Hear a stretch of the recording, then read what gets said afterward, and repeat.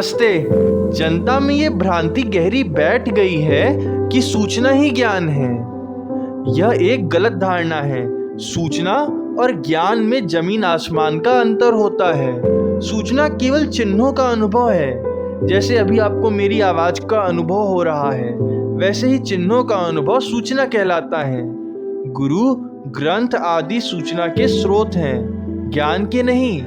ये सूचना आपको ज्ञान की ओर संकेत कर सकती है, लेकिन ज्ञान स्वयं के प्रत्यक्ष अनुभव से ही आता है। सूचना गलत हो सकती है और उसे गुप्त भी रखा जा सकता है। जब तक सूचना का उपयोग नहीं किया जाता, वो ज्ञान में परिवर्तित नहीं होती।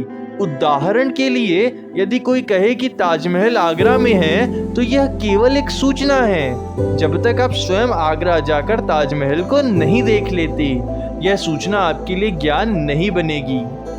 बहुत से लोग किताबें पढ़ लेते हैं और मानते हैं कि इससे ज्ञान अर्जित हो रहा है, लेकिन ऐसा नहीं है, क्योंकि किताबों से प्रत्यक्ष अनुभव प्राप्त नहीं होता।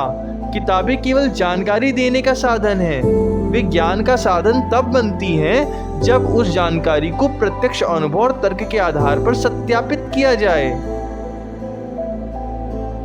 यह कथन भी आपको केवल सूचना प्रदान कर रहा है।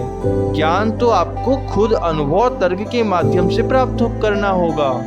सूचना का अर्थ गलत भी निकाला जा सकता है। यह सुनने या पढ़ने वाले की बुद्धि और समझ पर निर्भर करता है कि वो कितना और क्या समझता है। ज्ञान केवल अनुभव से मिलता है। बुद्धि तो तथ्यों का पहाड़ खड़ा करना जानती है, लेकिन अर्थ का अनर्थ भी वो कर सकती है। विभिन्न गुरुओं या ज्ञान के स्रोतों से बात सुन लेना ज्ञान नहीं है। यह केवल एक बौद्धिक संग्रह है, जो प्रत्यक्ष अनुभव पर आधारित ना होने के कारण मिथ्या है। जब कोई व्यक्ति इस अधूरी जानकारी का उपयोग करता है, तो गलत परिणाम भी सामने आ सकते हैं। इसलिए आपका अनुभव ही आपका सच्चा ज्ञान है। सूचना महत्वपूर्ण हो सकती है, लेकिन अनुभव से ही वो ज्ञान बनती है। केवल सूचना अज्ञान का साधन है, जो ज्ञान का साधन अनुभव प्राप्त करके बन जाती है। ज्ञान मार्ग में कुछ ऐसे साधन हैं जो बहुत बाधा उत्पन्न करते हैं, जिनमें सबसे पहला है मान्यताएं। व्यक्ति बिना तर्क के मान्यताओं को स्वीकार कर लेता है। उदाहरण के लिए, दुकानदारों में ये मान्यता देखी जाती है कि सुबह और शाम को बोनी के समय किसी वस्तु को वापस लेना वो अपने लिए नुकसानदायक समझते हैं, और यदि काली बिल्ली रास्ता काट जाए तो लोग इसे अपशकुन मान लेते हैं। इन मान्यताओं के पीछे केवल डर और अंधविश्वास छुपा होता है। अब आती हैं धारणाएं। अज्ञान से उत्पन्न धारणाएं जीवन को कठिन बना देती हैं। जैसे, मैं केवल धनवान बनने पर ही खुश रहूंगा, या दूसरों की राय मेरे जीवन में बहुत मायने रखती है। ये धारणाएं हमारे जीवन को नरक बना देती हैं। हमें समझना होगा कि कोई हमारे बारे में क्या सोचता है, इससे हमें कोई फर्क नहीं पड़ता। हमने ऐसी धारणा बना दी है कि हम तब तक खुश नहीं रह सकते जब तक पूरी दुनिया हमारे बारे में अच्छा नहीं सोचती। यह हमारे सुख दुख को नियंत्रित नहीं कर सकता। यह सभी व्यर्थ की धारणाएं हैं। अब आता है भ्रम। बचपन से ही माता पिता अनजाने में बच्चों के मन में तरह तरह के भ्रम भर देते हैं। उदाहरण के लिए, अपने नाम को ही अपनी पहचान मान लेना, जो कि हम जानते हैं कि पूरी तरह से गलत है। नाम बस एक शब्दों का समूह है, जो ठप्पे की तरह हमारे शरीर के साथ तब जोड़ दिया गया जब इसका जन्म हुआ। इसी तथ्य को सत्य मानकर उसकी पुष्टि ना करना, ये भी एक तरह का भ्रम है। इस तरह के भ्रम व्यक्ति को जीवन भर जकड़े रहते हैं। अब आते हैं माता पिता।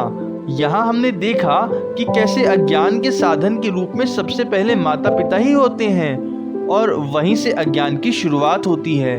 लेकिन इसमें उनकी कोई गलती नहीं है, क्योंकि उत्तरजीविका के लिए इस अज्ञान को सत्य मानना आवश्यक हो जाता है।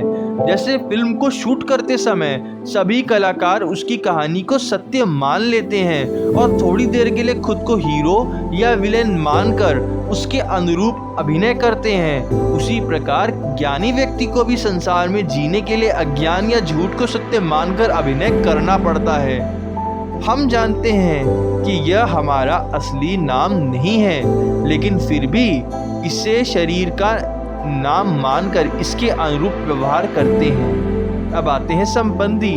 ठीक इसी प्रकार हमारे सगे संबंधी और मित्रगण हमें कई ऐसी बातें बताते हैं जिन्हें हम बिना सोचे समझे तर्क या प्रत्यक्ष अनुभव का उपयोग करे सत्य मान लेते हैं, पर यह भी अज्ञान के ही साधन है। अब आते हैं नेता।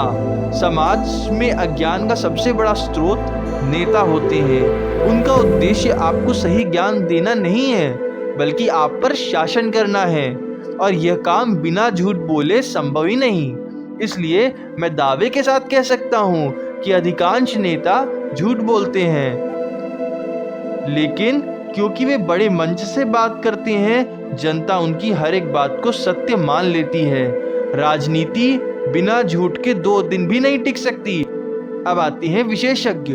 विशेषज्ञ अपने क्षेत्र में अत्यधिक ज्ञान और अनुभव रखते हैं, लेकिन जब वे अपने क्षेत्र से बाहर निकलकर किसी अन्य विषय पर बात करते हैं तो उनकी अज्ञानता स्पष्ट हो जाती है।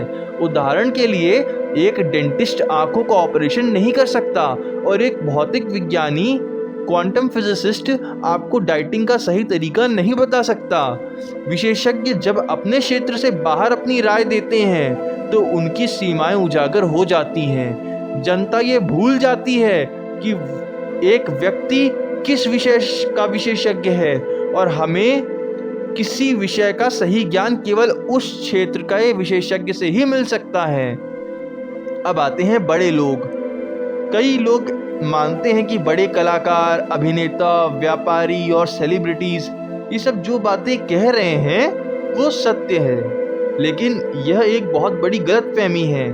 खासकर किशोर और युवा वर्ग इस भ्रम में जल्दी फंस जाते हैं। ये बड़े लोग अपनी बातों को ज्ञान की तरह प्रस्तुत करते हैं, जबकि अक्सर ऐसा नहीं होता। अब आते हैं विद्यालय। आपको जानकर हैरानी होगी कि विद्यालय और महाविद्यालयों में ज्ञान नहीं बल्कि अज्ञान ही सिखाया जाता है।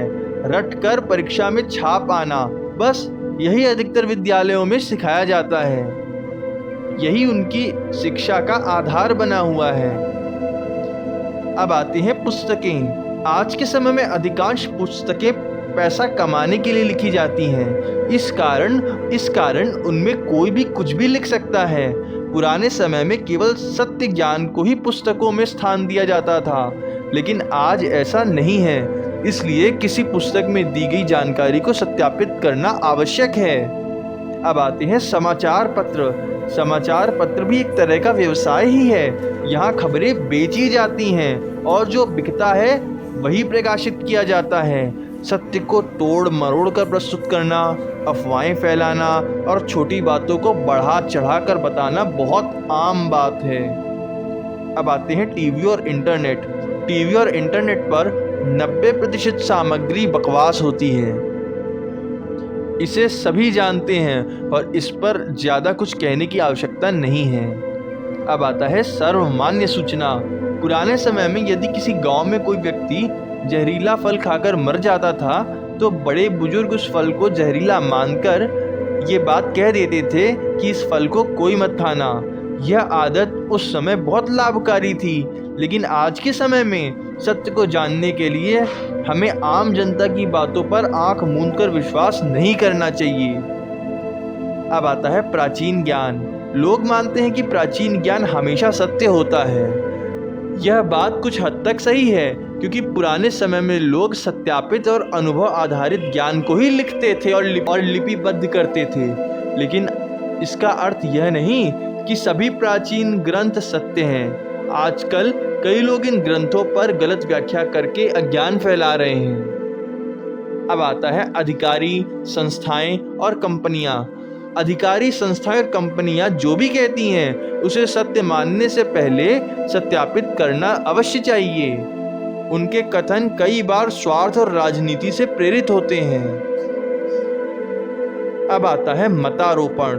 बचपन में बिना तर्क और अनुभव के दी गई गलत जानकारी, मान्यताएं और अंधविश्वासों को बालक के मन पर भर देना मतारोपण कहलाता है। इससे व्यक्ति जीवन भर अज्ञान में फंसा रह जाता है। ज्ञान मार्ग में सबसे बड़ा संघर्ष इसी मतारोपण की शुद्धि का होता है। अज्ञान का सबसे बड़ा परिणाम दुख है। यह न केवल व्यक्ति को बल्कि उसके आसपास के समाज और परिवार को भी प्रभावित करता है। अज्ञानी व्यक्ति गुलाम बनकर ही जीता है और गुलाम बनकर ही दुनिया को छोड़कर चला जाता है। उसका जीवन लक्ष्यहीन और क्लेशपूर्ण होता है और तरह तरह की लतों से भरा होता है। अज्ञान के कारण समाज और देश की दुर्गति होती है। आज की सामाजिक समस्याओं का मुख्य कारण केवल और केवल अज्ञान है। ये मैं दावे के साथ कह सकता हूँ। धन्यवाद।